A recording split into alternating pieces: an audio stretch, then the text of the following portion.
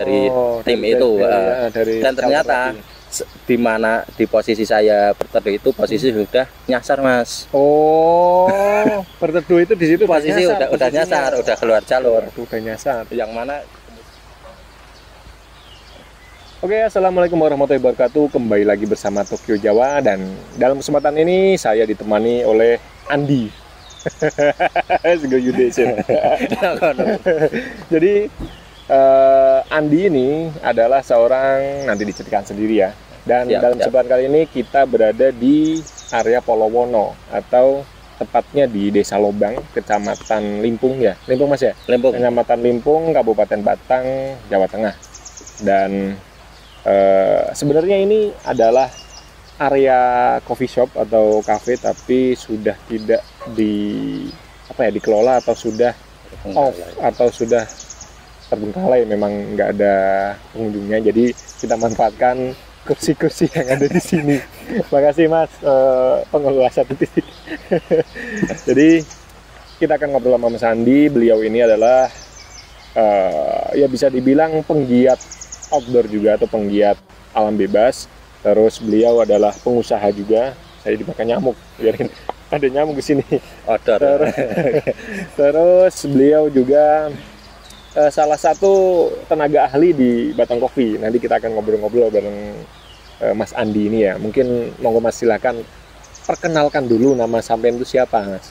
Oke, assalamualaikum warahmatullahi wabarakatuh. Waalaikumsalam warahmatullahi wabarakatuh. Perkenalkan ya, untuk nama saya Andi Rizkiawan, tapi biasa untuk nama populer itu Mas Gembil. Gembil. Oh ya, jangan lupa Mas Gembil atau Mas Andi ini ada channelnya, namanya apa namanya? Gembil Maulana. Nama channelnya Gembil Maulana. Jangan lupa langsung kunjungi Gembil Maulana. Gembil Maulana. Di situ banyak tutorial. Udah saya nggak butuh tutorial. Kita akan promosi ya. Biasa marketing lah. Iya. Jiwa-jiwa marketingnya muncul. Karena dia juga marketing ya. Jadi kita lanjutkan pembahasan. Tadi ada channel Gembil Maulana, nanti bisa dikunjungi di situ. Tapi nggak usah menjelaskan tentang tutorial di situ. Tutorialnya pokoknya wes pokoknya ya. Dan kita akan selanjutnya Mas. Kegiatannya Mas Andi nih. Untuk kegiatan saat ini saya berkecimpung di komunitas kopi, tepatnya yaitu khususnya Batang Kopi ya. Batang Kopi itu merupakan komunitas kopi terbesar dan tertua di Kabupaten Batang. Tertua. Terbesar dan tertua di Kabupaten Batang. Oke, siap. Mungkin kalau di Jawa Tengah bisa jadi. Ya, untuk posisi saya sendiri untuk dalam Batang Kopi itu rumit, Mas. Rumit ya. Karena Batang Kopi itu nggak hanya bergerak dalam bisnisnya saja, tapi juga ada komunitas dan sebagainya. Yang mana Batang Kopi ke carane mono wadahnya dari para pegiat kopi, terus penikmat kopi, terus ya UMKM juga tergabung di situ. Berarti komplit di situ. Saya juga ini ada kopi warga Kaur. Ya. Ini juga salah satunya ini yang sudah bermitra dengan Batang Kopi sudah dari dulu ya. Untuk posisi saya sendiri kalau mengenai dalam hal bisnis ya, dalam hal bisnis saya sebagai roaster sebagai Batang Kopi, sebagai produksi di Batang Kopi dan sekaligus juga marketing dari produk-produk Batang Kopi. Oke. Selain di Batang Kopi, Mas, maksudnya sampean ada usaha sendiri atau bagaimana? Kalau usaha sendiri saya berkecimpung di dunia keripik. Saya itu bakul keripik. Yang mana untuk saat ini brand saya sudah bekerja sama dengan Batang Kopi, yang mana untuk pemasarannya kita bareng-bareng. Jadi carane mono Mas, produk brand saya itu sudah dikelola bareng-bareng sama Batang Kopi. Pemasaran juga bareng-bareng. Begitu. Nah, terus ngomong-ngomong tadi kan Mas Andi ada produk, tapi kok kenapa nggak bawa produknya ke sini ya? Artinya ada sponsornya nih, pelanggaran. Nah itu makanya Saya itu tadi kesini diculik Mas sebenarnya. Masih bermain dengan anak-anak, masih waktunya dengan anak-anak, tiba-tiba Mas Maju ini menyamperin ke rumah. Ayo langsung. Ya, jadi saya tanpa persiapan sedikit pun ya. Belum mandi juga. Belum mandi juga. Aduh, jangan dibilang Mas. Oke, kembali lagi ke topik. Tadi sekilas tentang Mas Andi. Ternyata Mas Andi itu pengusaha. Terus Mas Andi juga seorang roaster atau produser ya. Produksi itu namanya itu produksi apa produser? Kalau produser itu lebih ke film ya. Makanya berarti apa ya? Kepala orang enggak kepala. Payah wis bagian payah. Bagian ketawa seperti itu. Nah, kira-kira Mas Andi ini kita kembali topik lagi ya, karena memang pembicaraan atau obrolan kita kali ini kan lebih tentang berkegiatan outdoor. Nah, Mas Andi juga kalau nggak salah ada yang di bidang outdoor itu apa namanya, Mas? Itu persewaan namanya apa namanya? Oh, itu suket. Oh, suket. Tapi ya seperti filosofinya ya suket. Kalau nggak di rumah ya pasti mati gitu. Nah, sekarang gimana? Mati. Untuk suket sendiri sebenarnya mati nggak mau, hidup apa ya seperti itu. mati suri. Soalnya ya itu dari pengelolaannya pun kita kan sebenarnya ada tim, ada teman juga, karena kesibukan masing-masing. Jadi untuk suket ini ya seperti suket liar lah untuk saat ini ya. Masih ada tapi tidak dianggap. Cuma sebagai kalau ada yang butuh misalkan mau isi gas, butuh peralatan juga insya Allah ya. Beberapa masih ada yang layak pakai. Siap. Jadi namanya suket outdoor, tepatnya di Tersono juga ya. Tepatnya di Tersono. Oke, siap. Selanjutnya Mas Andi ini kira-kira mau cerita pengalaman atau pernah mendaki kemana atau pengalaman yang nggak terlupakan atau seperti apa, tapi jangan yang baru dia. Pengalaman Mas Andi, silakan. Untuk awal ya, saya awal pertama kenal dengan alam itu waktu Mbah Dukun. Enggak. Waktu zaman sekolah itu. Itu lulusan SMA berarti tahun 2009. Habis ujian kan, karena waktu itu saya ya corone beling-belingnya lagi beling-belingnya ya.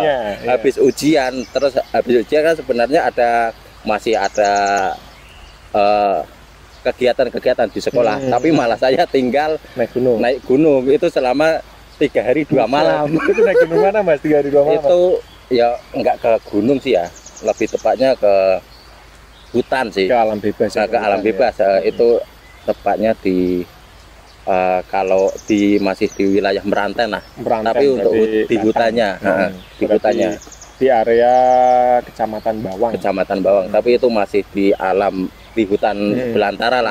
Saya ngecamp di situ 12 orang. Dengan menggunakan tenda sekolahan, tenda sekolahan yang Alimas itu tenda 1 untuk 12 orang. Kita di situ ya karena masih bandel, karena di situ juga ada beberapa perkebunan warga, ya kita ambil aja untuk konsumsi kita. Nah ini ya nih, karena memang ya keterbatasan pengetahuan, selain itu juga masih ngasal ya. Jadi masih ini ngasal, pengalaman Mas Andi, tapi jangan ditiru. Nanti ngambilin perkebunan warga. Nah, makanya pentingnya manajemen perjalanan, manajemen perbekalan itu sangat penting. Nah, ini di sini nih. Nah, ini cerita Mas Andi, tapi karena memang pertama kenal seperti itu, akhirnya kan beriringnya waktu, akhirnya kan dapat pengetahuan, terus dapat wejangan-wejangan, dan akhirnya perjalanan manajemennya itu benar-benar dibekali. Lanjut Mas, gimana tuh ceritanya? Nah, setelah itu ya Mas, saya berarti habis itu kegiatan, setelah itu kan saya nganggur ya di rumah. Ya, kalau waktu nganggur itu saya kegiatan untuk ke alam bebas terus, jalan-jalan ya. Pokoknya nge-explore untuk ya juga melatih mental lah. Betul, bagaimana untuk bertahan hidup di alam dan sebagainya. Pengalaman juga. Nah, setelah saya kerja, saya masuk kerja, keterima kerja, saya vakum Mas, vakum dari kegiatan itu. Dan vakumnya vakumnya itu lebih dari berarti 2000 gampangannya 2011, mulai 2011 sampai 2018. Wah, itu berapa bulan karena saya sibuk dengan pekerjaan ya, dan asmara ya. Asmara ini kalau ngomong asmara ini aduh udah nganu. Oke ya. Mungkin ada sedikit pengalaman. Pengalaman yang sampai sekarang mungkin tidak terlupakan karena yang mungkin paling apes lah. Nah, paling apes waktu gimana? Saya naik itu di tahun berapa ya, kurang lebih Gunung Kembang pertama kali buka tahun berapa Mas? Gunung Kembang itu sebelum saya lahir udah buka Mas. Maksudnya untuk pendakian? Untuk pendakian itu udah lama, cuma memang ya untuk trennya itu mungkin sekitar 2018-2019. Nah itu mungkin, ya. Untuk awal sekali ke Gunung Kembang karena itu kan masih lagi naik daun kan. Saya bersama adik saya. Ya biasalah nggak izin. Oh, ilegal nih. Wow. Enggak, maksudnya nggak izin orang tua. Oh, nggak izin orang tua, kalian nggak izin sama pos pendakian. Nggak izin orang tua, nggak izin istri lah. Itu masalahnya. Mungkin itu menjadi awal permasalahan. Saya bersama adik saya berdua itu berangkat dari rumah itu paling tak jam 9 lah. Jam 9 pagi. Oh, pagi jam 9. Dengan tujuan nanti jam asar itu kita udah sampai base camp. Oh, dan naik. Dan ternyata setelah saya karena keterbatasan pengetahuan tentang lokasi dan sebagainya, saya hanya menganut pada map. Dan ternyata saya nyasar sampai 12 kilo Mas. Itu saya masih kondisi pakai motor. Itu saya nyasar sekitar hampir 1 jam itu saya nyasar karena jalan di pegunungan kan tahu sendiri lah kita itu bagaimana. Masih mencari base camp itu. Masih mencari base camp. Habis itu sampai di titik lokasi saya tanya ke warga. Mas, untuk base campnya di mana? Base camp mana Mas? Gunung Kembang. Wah, sampean salah Mas. Gunung Kembang nggon pasar Kretek, sampean ambil kanan. Kalau saya kan dulu pasar Kretek itu lurus. Lah itu sama ambil kanan. Wah, ya jauh banget Mas. Iya jauh. Dan akhirnya saya putar balik terus sampai di base camp akhirnya jam 9 malam Mas. Jam 9 malam sampai 12 jam itu ya. Berarti berangkat dari mana Mas? Berangkat dari Tersono sampai base camp Gunung Kembang 12 jam itu. Kondisi waktu itu hujan dan karena kan Gunung Kembang masih baru ya, jadi untuk trek untuk pendakian marka-markanya itu belum jelas lah. Tanda-tanda arahnya itu belum jelas. Jadi saya hanya berdua. Dan itu pun saya jam 9 itu langsung naik. Enggak, saya cuma langsung registrasi. Itu saya enggak langsung naik. Enggak mengikuti briefing dari pengelola. Saya habis registrasi udah bayar, saya langsung ke warung. Ke warung sebelahnya. Saya makan sama petugas warungnya, pemilik warungnya. Habis itu sekitar jam 10 saya langsung naik. Malam posisi gerimis dan berkabut. Nah, di situ pun saya nggak bilang ke base camp kalau mau naik. Padahal sebenarnya ya seharusnya harus pagi koordinasi dulu maksudnya sama base camp. Tapi itu kalau pendakian malam itu diperbolehkan. Diperbolehkan. Tapi karena kemarin kan kondisinya berkabut dan hujan ya, gerimis lah. Nah itu setelah itu saya masuk ke trek paling sekitar untuk waktu itu saya gabung Mas, dengan rombongan dari Semarang. Ada rombongan 12 orang. Tapi perjalanan kurang lebih 15-an menit. Itu hujan deras. Kami berteduh di shelter. Ada shelter ya. Jadi rombongannya Mas Andi sama adik sama yang dari Semarang itu akhirnya gabung jadi satu ya. Jadi satu. Terus habis reda itu jam 12-an. Jam 12-an malam. Baru reda. Saya memutuskan untuk berangkat duluan dari tim itu. Dan ternyata di posisi saya berteduh itu posisi sudah nyasar Mas. Berteduh itu di situ posisi udah nyasar, udah keluar jalur. Udah nyasar. Yang mana kemudian saya sama adik saya lanjutkan perjalanan. Baru 5 menit berjalan udah gelap lagi. kabut lagi. Saya bilang sama adik saya, wah ini nggak beres ini, ayo kembali lagi, turun lagi. Dan perasaan saya berjalan itu baru 5 menit Mas, dan pulangnya itu hampir setengah jam baru sampai ke shelter itu lagi. Waduh, itu kondisi malam ya? Kondisi malam berkabut, walah. Emang saya nggak tembus itu Mas. Saya sampai sama adik saya, walah piye ki. Waduh. Tapi akhirnya sampai ke shelter lagi. Masih yang teman-teman itu masih di situ. Nah, teman-teman yo iya carane mono gumun lah. Kok balik maning ngono loh. Saya nggak menceritakan kejadian, cuma wah hujan kok, alasan saya hujan. Dari situ saya kan sekitar jam 1 jam 2-an ada rombongan 3 orang dari Temanggung. Itu ada, saya lihat sorot lampu, saya memutuskan untuk mengejar yang 3 orang itu. Saya kejar, saya pamitan dengan yang tim itu. Dan ternyata posisi trek dengan saya nyasar itu lumayan jauh Mas, sekitar setengah jam saya baru ketemu sama orangnya itu. Berarti melipirnya jauh. Iya, jauh sekali. Nah, habis itu kita ya biasalah karena kondisi hujan ya, kondisi hujan, dan ada kejadian lucu. Sol sepatu saya lepas. Itu padahal sepatu baru karena belum dijahit ya, karena kondisi medan lumpur ya, lengket lumpurnya sama dalam. Sol sepatu saya lepas dan akhirnya pulangnya ketemu, saya ambil kembali. Berarti pas jalan itu nggak kerasa sol sepatunya lepas. Sampai ke atas. Sampai ke atas. Rasanya itu di mana tuh? Ngerasa ya kalau udah pagi, nggak ada gitu. Nggak ada. Karena jalan kan becek sama emang lengket sih ya. Karena memang kondisi hujan pasti perjalanan atau trek yang dilaluin pasti akan apalagi tanah ya. Iya. Di situ kan saya lanjut perjalanan terus dengan keterbatasan petunjuk arah sebenarnya. Karena waktu awal-awal itu petunjuk arah belum seperti sekarang mungkin. Dan ya kondisinya malam. Iya, kondisi malam dan berkabut. Nah, di situ saya juga ketemu rombongan dari Sispala. Daerah Pekalongan ya. Untuk sekolahannya saya lupa mana. Dan dia itu katanya bingung arah. Dan dengan PD-nya saya menawarkan, "Ayo Mas, milu nyong wae." Ngono.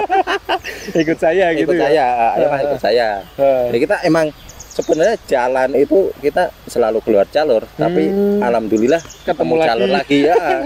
Karena itu, karena kita emang pakainya juara terbanyak sih karena kan misalkan ada persimpangan mana nih nggak ada petunjuk sih soalnya kita ambil sini pakai juara terbanyak ya, alhamdulillah bisa balik ke jalur utama lagi walaupun nggak melipir nanti ketemu lagi gitu ya. Nah, sampai di posisi pintu rimba posisi pintu rimba itu ada pohon besar Mas. Saya berhenti dan teman-teman yang berarti adik saya dan rombongan yang Temanggung itu yang Temanggung masih di bawah. Saya berhenti di situ, saya sambil guyon sambil guyon ada pohon besar. Terus sambil menunggu yang Sispala itu. Sispala emang suaranya udah ada, tapi kok belum sampai. Di situ saya bercanda. Ya terus pohon kan sangat besar itu, kalau misalkan di peluk itu paling 2-3 orang lah baru bisa nyakep, ya sorot-sorot ke atas. Emang nggak ada petunjuk apa-apa Mas. Habis itu kita berinisiatif, ayo kita tinggal aja yang di bawah, yang Sispala itu. Karena emang sebenarnya suara udah dekat sekali, tapi belum sampai. Misalkan ngejar nyampe lah gitu ya. Nah, pikirannya waktu itu saya lurus lanjut jalan terus, dan di situ saya sampai jam 6 pagi nggak ketemu jalan. Sampai jam 6 pagi? Jam 4, jam 5 lah. Jam 5-an lah ya? Jam 5-an saya nggak ketemu jalan. Terus habis itu langsung buka tenda. Soalnya saya merasa gini Mas, semakin lama jalan kok malah semakin turun, nggak naik. Wah ini udah nggak bener nih. Nggak bener, buka tenda di situ aja. Buka tenda di situ, terus sampai jam 7 istirahat bentar, jam 7 kita beres-beres, kita putar balik. Kita putar balik dan sampai di pohon besar itu ternyata di situ ada tanda yang sangat jelas yang menunjukkan arah belok. Nah, Mas Andi itu berarti beda arah ngambilnya. Itu kan ada jalan utama, itu ada pohon besar. Ya, sebenarnya untuk ke puncak itu belok, itu saya lurus terus.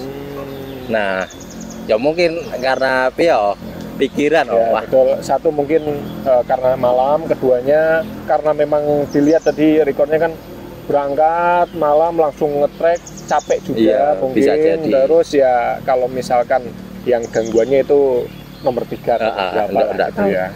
Nah, setelah balik lagi ke situ ada tanda besar Mas, diarahkan belok ke kiri. Emang waktu di center itu sampai ke atas pun kita nggak melihat tanda sekali ya. Kita sudah sampai sini, kita tetap lanjut. Kita tetap lanjut naik. Gunung Kembang kan ngetidik Mas, gunungnya tidak terlalu tinggi, tapi untuk medan, juara. Medan, saya dari situ yang jam besar itu, jam berapa ya, berarti jam 8 akhirnya sampai puncak saya jam 12. Jam 12 siang karena treknya emang benar-benar juara. Juara treknya di situ ya. Sindoro kalah itu. Nah selanjutnya, habis itu sampai puncak. Dan saya ketemu si kepala itu di puncak. Yang tadi ditinggalin malah ketemu di puncak. Emang nggak bilang kalau kita tersesat coba. Nyantai dulu, ngecamp di bawah bilangnya itu ngecamp di bawah, gengsi. aduh. Itu kita nggak buka tenda ya karena udah siang, istirahat makan, jam 1 kita langsung turun. Kalau turun alhamdulillah ya nggak ada halangan sampai base camp. Terus malah ada kejadian lagi waktu pulangnya dari base camp. Itu posisi saya pulang dari base camp habis maghrib ya, bawa motor berdua, posisi juga masih gerimis. Betul. Saya sampai di desa Cibantal, Kendal. Ya. Nah, di situ kan ada jalan alternatif yang langsung ke Tersono, ke Bujut. Ya. Itu di situ ada palang Mas, ada palang. Saya langsung nyimpulkan, wah ini ada longsor atau apa gitu. Karena ada palang, saya langsung belok kanan. Baru belok kanan saya jatuh Mas, dari atas sampai bawah saya celorok. Posisi motor udah jatuh duluan, posisi saya di atas saya adik saya ya enggak apa-apa karena di atas saya kan jadi bawah sampai bawah itu kira-kira itu hampir 20-an meter celorot. Karena posisinya menurun dan licin. Dan di situ ada warga kan udah masuk ke perkampungan sih. Betul. Ada warga, ditolong warga terus bilang, "Ngapa Mas?" Arek lewat ngono kok ditutup Mas jalannya. Enggak gitu. Yang bener Mas, saya barusan lewat nggak ada apa-apa. Nah itu yang saya pikir apa iki dampaknya. Saya berpikiran seperti itu karena pikiran buyar wis awal berangkat emang kejadian sih udah enggak beres nyasar ini itu ya. Terus saya habis itu istirahat di rumah orang tersebut ya, dikasih apa, terus pulangnya langsung lah karena posisi kan sudah dekat sih sebenarnya dengan desa sih. Dengan desa dekat ya. Itu ya pulang dengan hati-hati ya, bismillah katanya, kata orang bismillah aja Mas. Mungkin ngetut ke ya, tapi saya kan nggak tahu, nggak berpikiran seperti itu. Betul. Ya sampai rumah sekitar jam berapa ya, jam 11 malam kayaknya. 11 malam berangkat dari jam 9 pagi sampai jam 9 pagi sampai jam 9 malam, akhirnya berarti 2 hari. Gampangannya. Sebenarnya kalau misalnya kita jangkau dari Tersono itu Gunung Kembang itu mungkin sekitar maksimalnya 3 jam. 3 jam udah sampai base camp. Udah sampai base camp, kurang lebih sekitar 2 sampai 3 jam. Cuma karena memang Mas Andi ini sekalian adventure di jalan gitu ya. Memang karena tadinya belum pernah ke base camp Gunung Kembang, jadi mungkin jalurnya yang salah. Ya membutuhkan waktu yang lebih lama jadinya seperti itu. Tapi akhirnya hikmahnya nanti next ke depan harus izin dulu Mas. Iya. Tapi saya sempat remedi Mas, Gunung Kembang. Dan ada kejadian lagi. Apalagi? Tapi itu sama Bagong, sama Bagas. Kita dikejar-kejar Bagas. Kenapa itu Mas? Emang di ada dendam kesumat enggak, gitu. di Gunung Kembang kan emang Terkenal kandangnya terkenal itu ya. jalurnya pun namanya kandang celeng itu kan jalur kandang celeng karena emang di situ jalur itu ya. populasinya babi banyak ya. Saya sampai di atas itu di puncak itu babi di puncak itu sekitar sebesar anak kerbau. Ada 3. Saya buka, yang lain ngawasin sambil di dalam tenda sampean. Enggak, sambil buka tenda. Sambil buka tenda sambil ngawasin kalau deket lari. Seperti itu kan. Dan kejadian lucu lagi teman saya yang meninggal saya, berarti naik duluan. Naik duluan. Itu kan karena tenda di bawah saya semua. Saya buka tenda, dia tidur enggak di dalam tenda tapi di sebelah tenda. Karena dia kan datang sampai duluan dan kita cari enggak ada. Ternyata dia sudah tertidur. Lagi tidur. Itu saya buat tenda, dan ternyata pagi-pagi dia tidurnya itu di sebelah tenda pas. Itu tidur di luar. Di luar. Wow. Padahal saya teriak-teriak nyari-nyari nggak ada ya Mas. Berarti sampai malam nyampe atas malam juga. Karena saya spesialis trek malam Mas. Ya karena kerja sih. Betul. Pagi karena kerja. Kebutuhan dan waktu. Karena memang kalau misalnya orang kerja itu keterbatasan waktu. Jadi besok udah kerja lagi mau nggak mau sekarang harus naik ya. Memang ada gunung yang sekiranya bisa kita naikin malam, tapi ada juga yang nggak bisa atau jalur walaupun sama gunung, contoh kayak Gunung Prau mungkin kalau via selatan kayak Dieng, Kali Lembu, Patah Banteng itu bisa malam. Tapi kalau misalnya via utara, via Ngelak atau via Kenjuran itu jangan deh kalau misalkan berangkat malam itu sangat beresiko. Dan pagi siang aja resikonya besar apalagi malam itu ya. Ya itu ada hikmah yang bisa kita ambil. Seperti itu. Oh iya Mas, mengenai beda topik ya. Gimana tuh? Cerita sedikit mengenai Polowono ini Mas. Polowono. Ini sebenarnya awal terbentuknya dari suket outdoor gitu. Kita di sini saya pas ada kegiatan apa itu namanya saya sama Mas Bowo. Mas Bowo kan karena nasib yang sama. Peralatan kita selalu dipinjam teman tapi baliknya enggak utuh gitu kan. Apa gitu ya Mas, kita buat rentalan aja karena kita udah punya alat, dia juga punya alat sendiri, kita gabungin aja. Berawal dari 2 set alatan akhirnya dan sampai pada jayanya itu sampai 10 set. Sampai 10 set ya, 10 set dan sekarang kembali lagi tinggal 2, yang lainnya rusak dan terbengkalai. Mungkin karena saya sama Mas Bowo itu diskusinya di sini Mas. Pertama kali di sini. Suket outdoor. Dan suket itu sebenarnya filosofinya itu sangat tinggi. Apa tuh? Suket untuk kepanjangannya itu suket. Sahabat untuk ketinggian sebenarnya. Sahabat untuk ketinggian. Tapi untuk filosofinya terlalu tinggi. Filosofinya suket itu kan bisa tumbuh dimanapun. Betul. Di gunung ya tumbuh, di laut ya tumbuh, bahkan di genteng pun juga tumbuh. Nah itu filosofinya seperti itu. Tapi karena suketnya suket liar, jadi itu tidak terawat dan hanya meresahkan masyarakat. Aduh, oke. Itu aja Mas. Pengalaman yang sampai sekarang yang nggak terlupakan dari saya. Sebenarnya ya ada pengalaman lain, tapi mungkin next. Nanti kita ke part 2 sama Mas Andi ya. Mungkin pesan-pesan dari Mas Andi untuk para penggiat alam bebas. Untuk pesan-pesan ya, yang pertama, yang paling utama itu adalah izin sebelum kita melakukan tidak hanya pendakian, kita mau kemanapun kita diusahakan jujur sama orang tua, terutama sama keluarga utama gitu ya. Yang kedua, kita harus benar-benar memahami medan tersebut. Sebelum kita naik ke gunung mana, kita harus cari literasi sebanyak-banyaknya. Yang mana ya itu untuk kembali ke diri kita.